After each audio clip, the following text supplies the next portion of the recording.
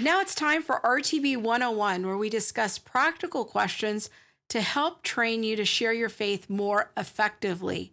And here to help me talk about his new book, Weathering Climate Change, is Dr. Hugh Ross. Welcome, Hugh. Well, thank you for the opportunity. I'm glad to have you here. And I just finished reading your book. It's really fascinating. There's a lot of things I've never heard before. And just, I want to say congratulations on such a great accomplishment. Well, thank you. Now, one of the critical points that the book brings up is the very unique moment that we're living in right now. This moment in the history of the earth. Tell us a little bit about what you call this window of stability. Why is it so unique? Well, it's a window within a window. The bigger window is that we're in an ice age cycle. And for a number of reasons, we have to be living in an ice age cycle to make global human civilization possible. But an ice age cycle generates extreme climate instability, where the temperature, global mean temperature, jumps up and down by about 15 degrees centigrade on timescales of 2 or 3 centuries. What's unique about the window within the window is that we now have this period of 9,500 years of extreme climate stability. The global mean temperature has not changed by more than plus or minus 0.65 degrees centigrade over the past 9,500 years. That's what makes it possible for us to actually reap all the benefits of the ice age cycle and yet have the climate stability we need to have a large human population with global high technology civilization. And tell us a little bit more about these ice age cycles and some things that happened prior to this window of stability that we're currently in. Well, for most of Earth's history, there was no ice age cycle. Literally, only in the last 2.5 million years, or 0.0057 part of Earth's history, have we had an ice age cycle. So before that, we either had periods of no ice at all or ice that covered a very large percentage of the planet. What we've seen in this ice age cycle is the ice coverage varies between 10% and a little more than 20%, with a cycle of about 40 to 100,000 years.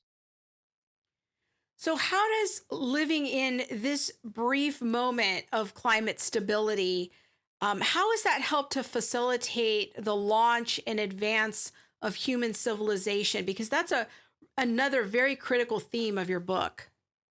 Well, the big window, the fact that we're in this window of an ice age cycle, provides us with the melting of ice so we can water the great agricultural plains. And every time you get a movement from ice to less ice, you get two major fertilization events. This is what enables us to be able to grow enough food to feed billions of human beings. And there's about a dozen other benefits we get from the ice age cycle. But we wouldn't be able to launch global civilization if we had the typical temperature instability that's generated by an ice age cycle, where the global mean temperature literally jumps up and down radically by 15 degrees centigrade, 24 degrees Fahrenheit over short time scales. And that explains why humans living during the last ice age, as intelligent and as equipped as they were not able to launch and sustain civilization. The climate simply didn't permit it. And most people were just focused on trying to come up with enough food to feed their family. But what happened starting 9,500 years ago is that this window of temperature stability opened up. And for the first time, humans could scale up their agricultural activities. We now know they were involved in sophisticated agriculture during the Ice Age, but once the temperature became stable, they could scale it up and specialize.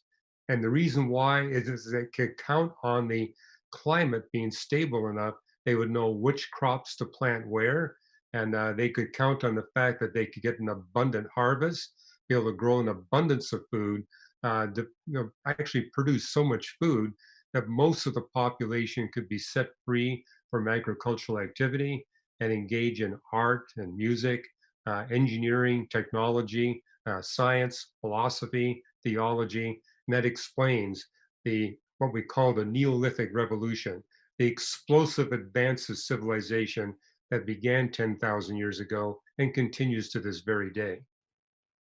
Now, there's a lot of conversation happening in our culture right now about global warming and that sort of thing. And I'm just wondering if you have any thoughts about, is there anything that we could reasonably do to extend this period of climate stability that we're currently in? Yeah, if you actually look at the last 9,500 years, the global mean temperature has very slowly declined by 1 degree centigrade. But because of the extremely rapid advance of human civilization in the last 70 years, it's jumped up by 1 degree. And if we sustain business as usual, it's going to go up high enough to melt the polar ice cap and bring on the next ice age. But yeah, I have two chapters in the book where I talk about things that we can do in our global economy that would boost the world economy while at the same time we stabilize the climate. One of my motivations for writing the book is to take the politics out of this debate. Because what you see on the political spectrum, one side says we have to stabilize the climate no matter what it costs. The other side is saying, yeah, but the cost is too great. And there's no way we can convince people around the world to drop their standard of living by a factor of two or three, which is why I put in the book ways we can stabilize the climate where we actually boost the world economy rather than cripple the world economy. And you take the politics out because who's going to vote against that? So, Hugh, I'm wondering if there's any connection that you see between this period of this window of time of stability, climate stability, and the advance of the gospel. Well, as I read the Bibles, God wants to redeem a large number of human beings, not just thousands or millions, but billions.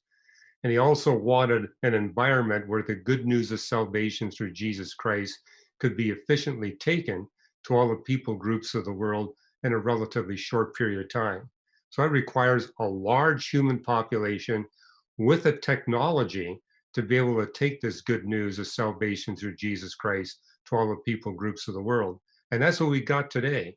We got the numbers, we got the wealth, we got the technology, literally to bring the good news of salvation through Christ to all the people groups, not within thousands of years. I think we can do it literally in less than a few decades. Well, thanks, Hugh. I want to encourage all of our viewers to go check out your blog, Today's New Reason to Believe, at reasons.org.